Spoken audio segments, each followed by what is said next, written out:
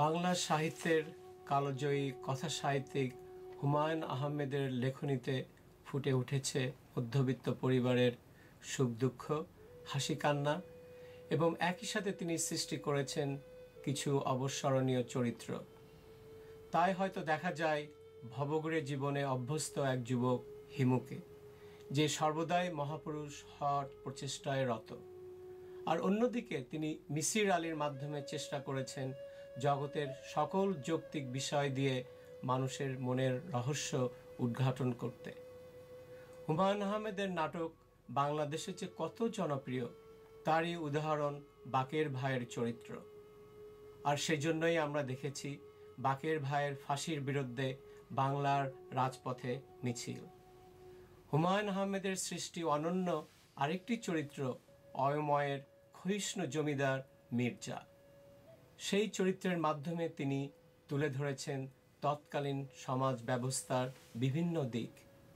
এসব ছাড়াও তিনি সৃষ্টি করেছেন আরও অনেক অনবদ্য চরিত্র, যা আমাদের বাংলা সাহিত্যকে করেছে সমৃদ্ধ। হুমায়ুন আহমেদের মৃত্যুতে আমরা গভীর শোকাচ্ছন্ন। সুদূর অস্ট্রেলিয়ার রকহাম্পটনেও তার স্মৃতি আমাদের সকলের হৃদয়ে সমুজ্জ্বল। আর তাই হুমায়ুন আহমেদের সৃষ্ট অবিস্মরণীয় এই চরিত্রগুলোকে একটি প্ল্যাটফর্মে এনে আমরা বলতে চাইছি তারই কথা। হুমায়ুন আহমেদের স্মৃতিকে শ্রদ্ধা জানাতে রকহাম্পটন বাংলাদেশ কমিটি থেকে পরিবেশিত হচ্ছে আমাদের এই ক্ষুদ্র নাটিকা অবাক জ্যোৎস্না রাত। আশা করি ভালো লাগবে। আসুন আমরা উপভোগ করি।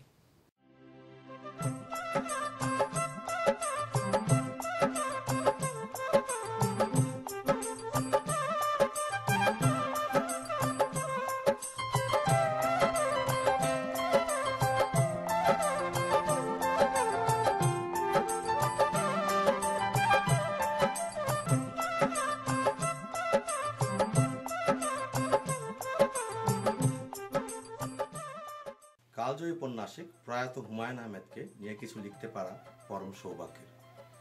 তাই আমরা হুমায়ুন আহমেদের সৃষ্টি কিছু অনবদ্য চরিত্রকে একটি ক্ষেত্রে এনে বলতে চেয়েছি তারই কথা। আমাদের প্রয়াস যদি আপনাদের হৃদয় স্পর্শ করে, আমি নিজেকে অসম্ভব গর্বিত মনে করব। হুমায়ুন আহমেদ তার উপন্যাস ও নাটকে বেশ কিছু অনবদ্য চরিত্র সৃষ্টি করেছিলেন।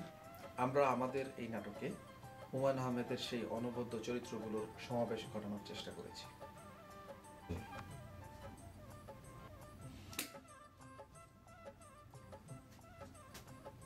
যখন দুই নাট্যকার আমাকে এই নাটকটি পরিচালনা করার জন্য বললেন, আমি নিজেকে সৌভাগ্যবান মনে করলাম এবং সানন্দে রাজি হলাম।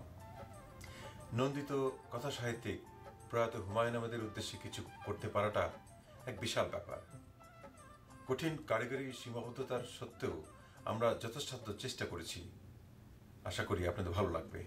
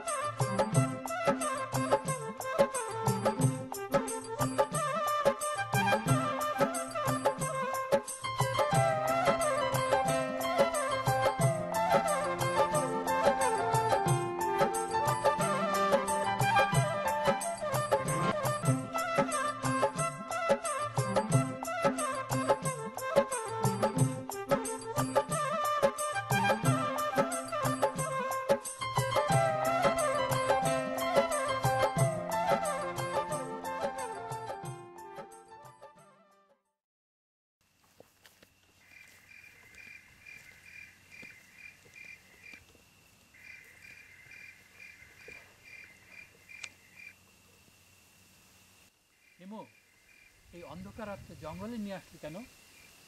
তোকে জ্যোৎস্না দেখাবো বলে। দেখেছিস কি সুন্দর জ্যোৎস্না। এই সুন্দর জ্যোৎস্না রাতে হিমুরা কি ঘুমিয়ে কাটাতে পারে? আহারে, এই জ্যোৎস্নাটা যদি খাওয়া যেত। এই হিমু, সকাল থেকে কিছু খায়নি, তোর কাছে কি 50টা টাকা হবে? তুই জানিস না হিমুদের কোনো মানি ব্যাগ থাকে না। আমার কাছে কোনো পয়সা নেই রে। পয়সা নাই, কিন্তু মোবাইল তো তোর হাতে ঠিকই আছে। আরে এটা আমার মোবাইল না। গত মাসে রূপা আমার হাতে গছিয়ে দিয়েছে, যাতে সকাল বিকাল আমাকে ডিস্টার্ব করতে পারে। আচ্ছা দে, মোবাইলটাই দে, একটা কল করি। হিমুদের মোবাইল থাকে, কিন্তু মোবাইলে চার্জ থাকে না রে।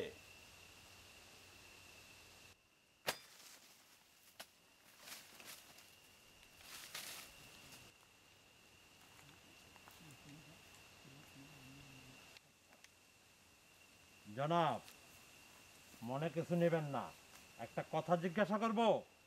বলেন। আপনার গ্রামের বাড়ি কি নেত্রকোনা? গ্রামের বাড়ি শহরের বাড়ি কিছুই নাই, হিমুদের কাছে সবই সমান। আমি ভবঘুরে। বনিতা করবেন না, আমার হাতে বেশি সময় নাই। যা জিজ্ঞাসা করতেছি সরাসরি উত্তর দেন।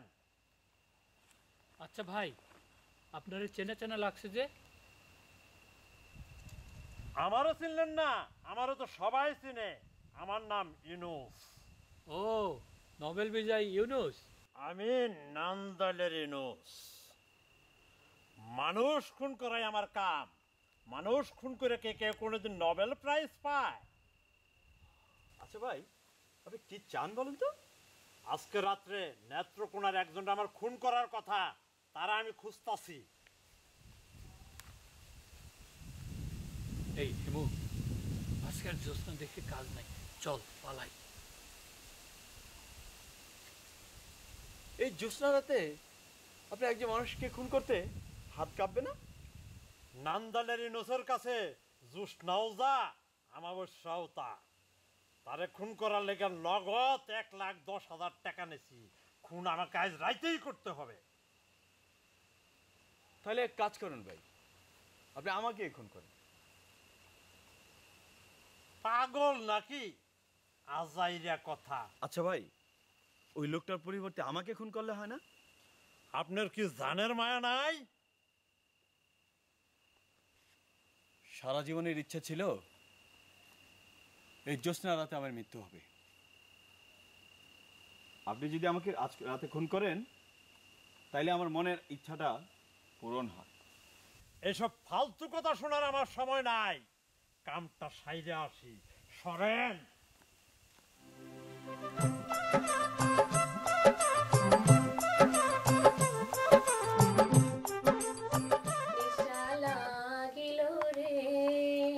বাঁকা দুই নয়নে নেশা লাগিল রে, ও নেশা লাগিল রে। বুবু, ও বুবু, তুমি তো বড় ভালো গান গাও, তুমিও ধর আমার সাথে। আচ্ছা। নেশা লাগিল রে, বাঁকা দুই নয়নে নেশা লাগিল রে, নেশা লাগিল রে, বাঁকা দুই নয়নে নেশা লাগিল রে। হাসন রাজা প্যারির প্রেমে মজিল রে, নেশা লাগিল রে, বাঁকা দুই নয়নে নেশা লাগিল রে। মাশাআল্লাহ বেগম সাহেবরা, আপনার গলায় তো বেশম বসু। একবার কি হয়েছিল শুনবেন? কি ছিল? আমার একবার বিয়া ঠিক হয়েছিল। আচ্ছা, তারপর কি হয়েছে জানবেন? এর আমার কোনো গান গাইতে, আমি কি আর গান পারি? আমার কই গান গাইতে, তারপর কি জোরা জুরি, তারপর দিলাম গান গাইয়া। এই গান শুন না কি কইলো শুনলেন? কি কইলো? তারা তো বেলা এই মায়ের বিয়া কম দিল তো। দিতে দিতে আমার বিয়া কেমনে? আরে বড় বউ,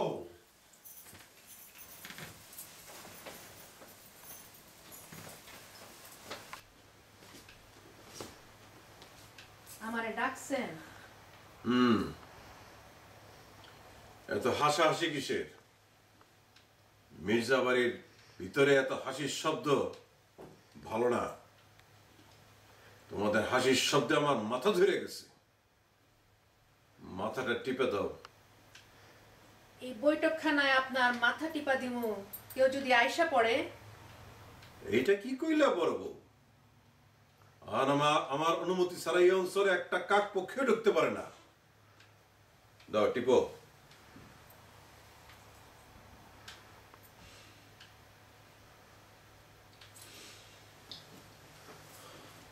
ভালো লাগতেছে না? না, যাও ভিতরে গিয়া ছোট বউরে পাঠায় দাও। আচ্ছা দিতাছি। আমারে ডাকছেন? হুম। পান আনছি, পান খান।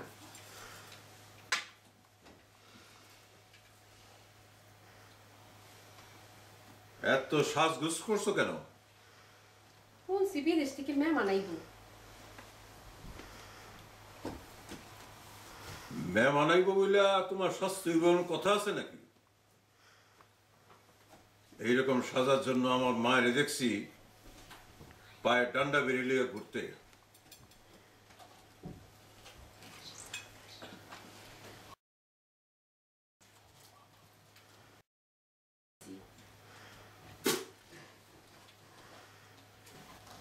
পান কে বানাইছে? আমি বানাইছি। বড় বড় কাছ থেকে পান বানানোর শিক্ষা নিও। যাও ভিতরে যাও। আচ্ছা। হানিফ, হানিফ। কাদের আসছে? পাঠায় দাও।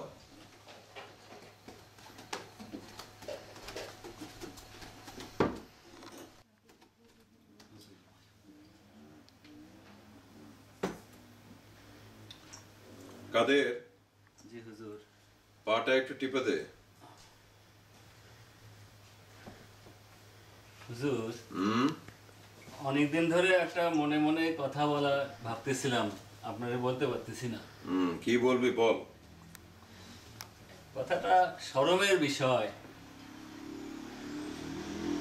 বল কি বলবি। বয়স তো হুজুর কম হইল না, ভাবতেছিলাম একটা বিয়ে করতে। তোর মতো বাদাম মেরে পাত্রী বুকে? পাত্রী আমি নিজেই ঠিক করে ফেলাইছি হুজুর, বড়ই সৌন্দর্য। দূর হয়ে এখান থেকে। কি হয়েছে হানিফ? একজন ডাক্তার আসছে আপনার সাথে দেখা করতে। পাঠায় দাও।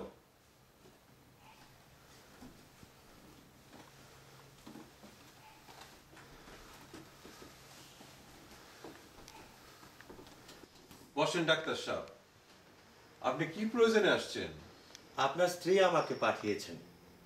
আসলে আমি ডাক্তার না, আমি একজন শিক্ষক। আমার সাবজেক্ট হলো সাইকিয়াট্রি।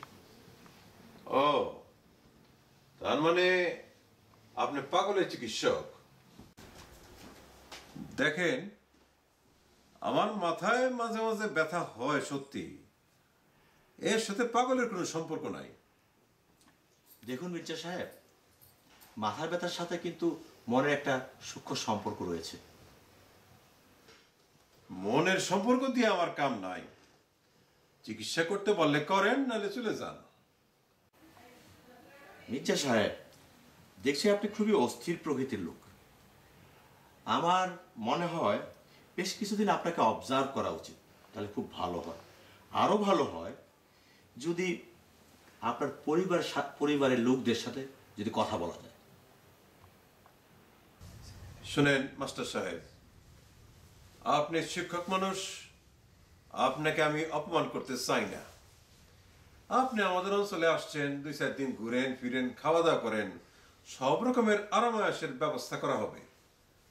তবে আপনার পাগলের চিকিৎসা আমার প্রয়োজন নাই। মির্জা সাহেব, আরামে আসার জন্য আসিনি তো এখানে। মানুষের মনের রহস্য উদ্ঘাটন করাই আমার হবি। শুনেন মাস্টার সাহেব, আমার সাথে যারা ঝামেলা করতে আসে তাদেরকে আমি লাঠিয়াল দিয়ে ব্যবস্থা করি। আপনি সম্মানী লোক, শিক্ষক মানুষ, আপনাকে সেরকম ব্যবস্থা নেব না। আমার লাঠিয়াল খুব ভালো শরীর বানাতে পারে। আমার যখন মাথা ব্যথা হয় সে আমার শরীর মাথা বানিয়ে দেয় ভালো করে, এতে খুব আরাম হয়। আপনার সেরকমই একটা ব্যবস্থা করব। দেখুন মির্জা সাহেব, মাথা বানানোটা সায়েন্টিফিক নয়, এতে কিন্তু অনেক সময় নার্ভের ক্ষতি হয়। শুনেছিলাম পাগলের ডাক্তাররা আধা পাগল হয়, এখন দেখতেছি কথাটা সত্য। হানিফ, হানিফ, ওনাকে নিয়ে যাও, ডাক্তার সাহেবকে শরীরটা বানায় দাও। জি হুজুর। মির্জা সাহেব, আসুন ডক্টর। আপনি যান, ওনার সাথে যান। আসুন ডক্টর। মির্জা সাহেব,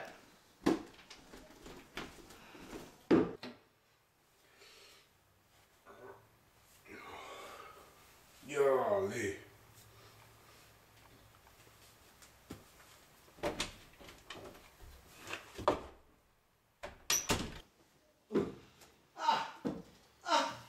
আস্তে।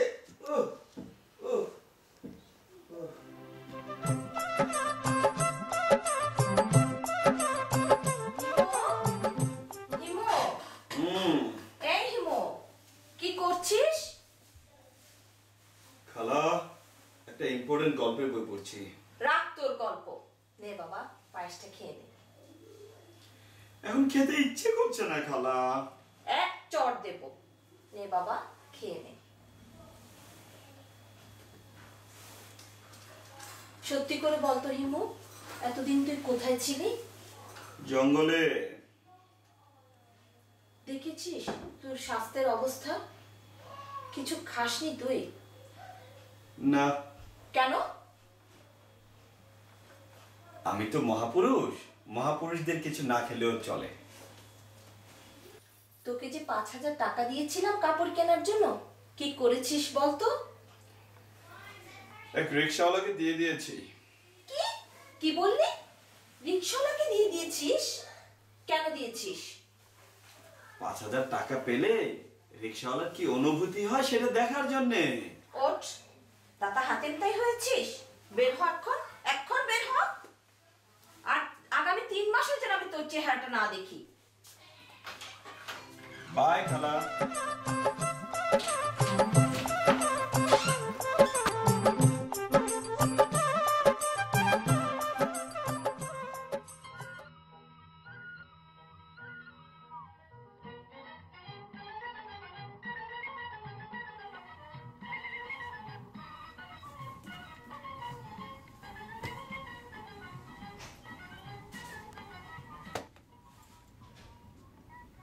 আপনি আপনি কে?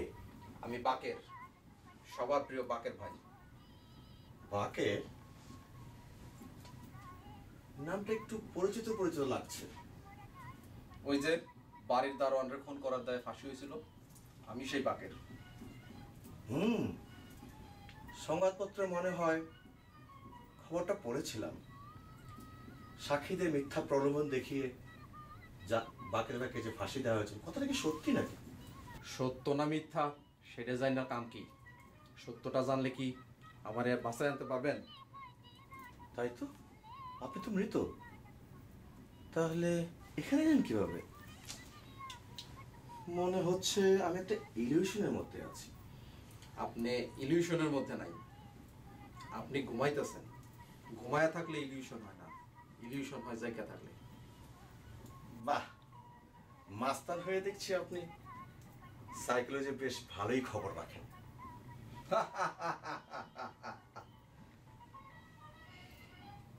নেন প্রফেসর সাহেব, একটা কলা খান। কলা? এই কলার মধ্যে ভাইটামিন আছে। আমি তো কলা খাই না। আরে বাকের, বাকের কোথায়? বাকের, বাকের, বাকের।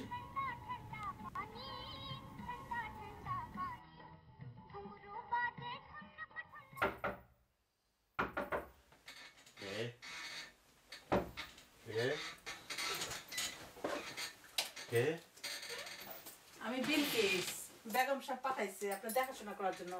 আপনার কিছু লাগবো? যাও এক কাপ চা নিয়ে এসো। আচ্ছা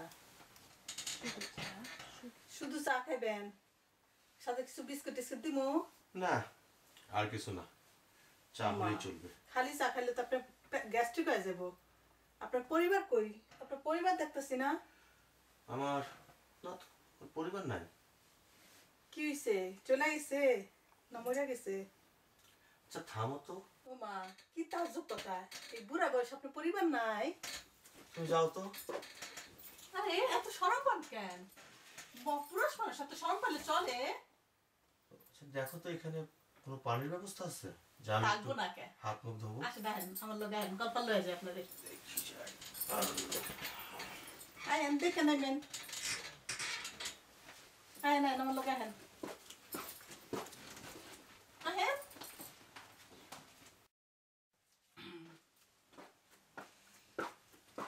লন আপনার চা। ও চা। খাইবেন না হন? আমার না একবার বিয়ে হয়েছিল, আমার সাইরা দিছে। কি কমু আর, কি যে দুঃখের কথা। আপনার কাছে কোনো সুপাত্র আসেনি? থাকলে আমার কোয়েন, আমার আরেকবার বিয়ে করতে ইচ্ছা করতেছে। ও মা গো, বেগম সাহেব ডাকছে, আমি গেলাম। আপনি কিছু লাগলে আমার কোয়েন না, বিলকিস করে ডাকলে আমি চলে এলাম।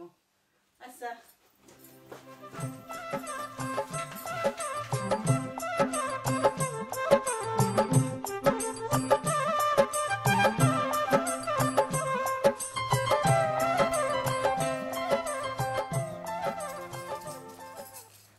কে ওইখানে? কে?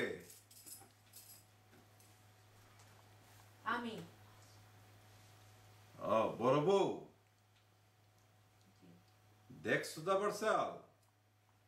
তুমি একটা চাল দাও দেখি। আমি তো দাবা খেলতে জানি না। তোমার দাবা খেলতে হইব না। বলো তো আজকে অমাবস্যা না পূর্ণিমা? তা তো ঠিক বলতে পারবো না, অমাবস্যা নাকি পূর্ণিমা। মনে হয় অমাবস্যা। যাই গিয়ে একটু দেখে আসি। তোমার যাওয়ার দরকার নাই। তোমার তো আবার দিন তারিখ মনে থাকে না। ছোট বউকে জিজ্ঞেস করে দেখো, সে ঘরে বসে বসে বলতে পারবে আজকে অমাবস্যা না পূর্ণিমা।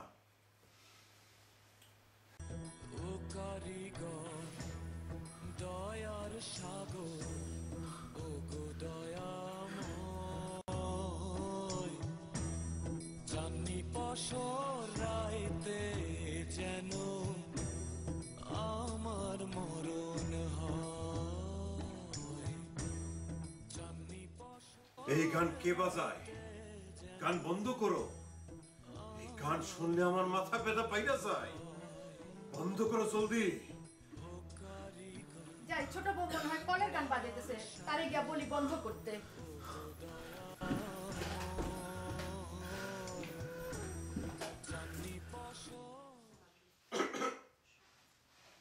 কে? হানিফ, আসো ভিতরে আসো। বাইরে একটা লোক, বাইরে। হানিফ ভাই, আপনি একটা কথা ঠিকভাবে বলতেও পারেন না। হুজুর, এই লোকটা বাহিরে সন্দেহজনক ভাবে ঘোরাঘুরি করতেছিল, আমি এর বান্ধা নিয়ে আসছি।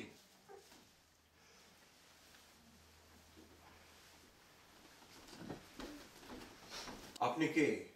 আপনি এই অঞ্চলে কি করেন? আমি হেমু, আপনার সাথে দেখা করতে আসছি। কি কারণে? আপনাকে জ্যোৎস্না দেখাবো বলে। আমার মাথায় প্রচন্ড ব্যথা। এইসব ফালতু কথা শোনার সময় আমার নাই। মির্জা সাহেব, আমার সাথে বাইরে চলেন। অসম্ভব সুন্দর জ্যোৎস্না। জ্যোৎস্না দেখলে আপনার মাথা ব্যথা কমে যাবে। চুপ করো।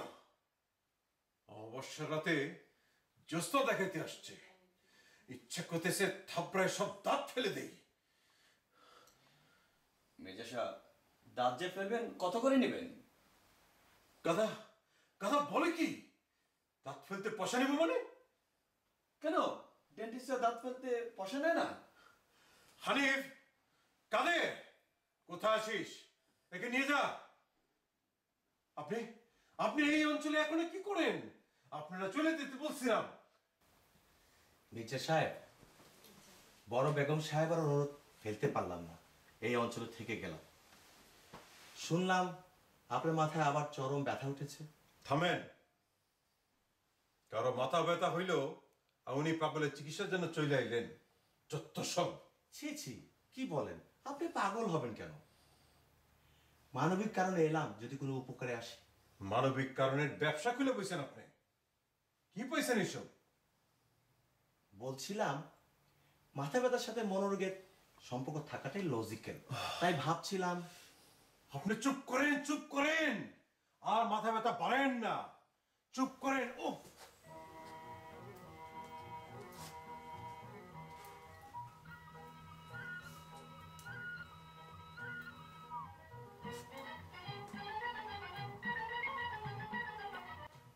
আমারে চিনতে পারছেন মির্জা সাহেব?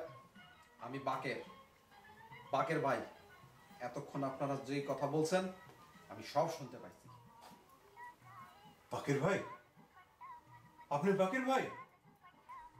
তাই তো, তাই তো, বাকের ভাই তো।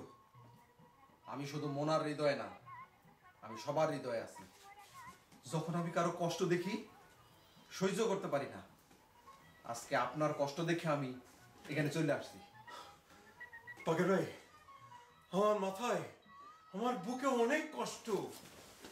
বাকের ভাই, বাকের ভাই, কোথায় গেলেন বাকের ভাই?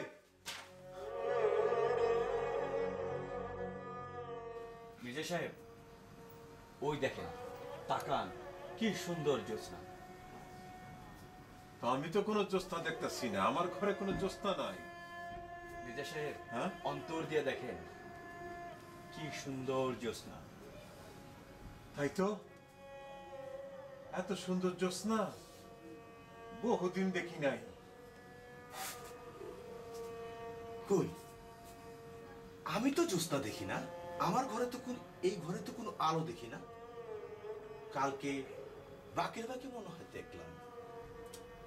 আমি জাগ্রত না ঘুমন্ত কিছুই বুঝতে পারতেছি না। মনে হয় সব হ্যালুসিনেশন। কিছুই বুঝতে পারতেছি না, কিছুই বুঝতে পারতেছি না। হিমু, তুমি বৈঠকখানায় গিয়ে বসো, যাও। বড় বউ, ছোট বউ, তোমরা দেখা যাও, কি সুন্দর ফকফকা জ্যোৎস্না হয়েছে।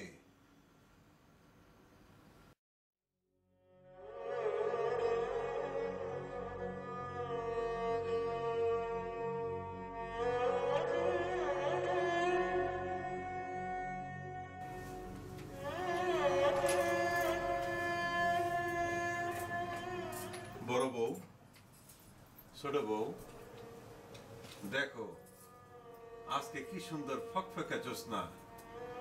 এই জ্যোৎস্না দেখা আমার মাথা ব্যথা মনে হয় কমে যেতেছে। তোমরা একটা গান ধরো।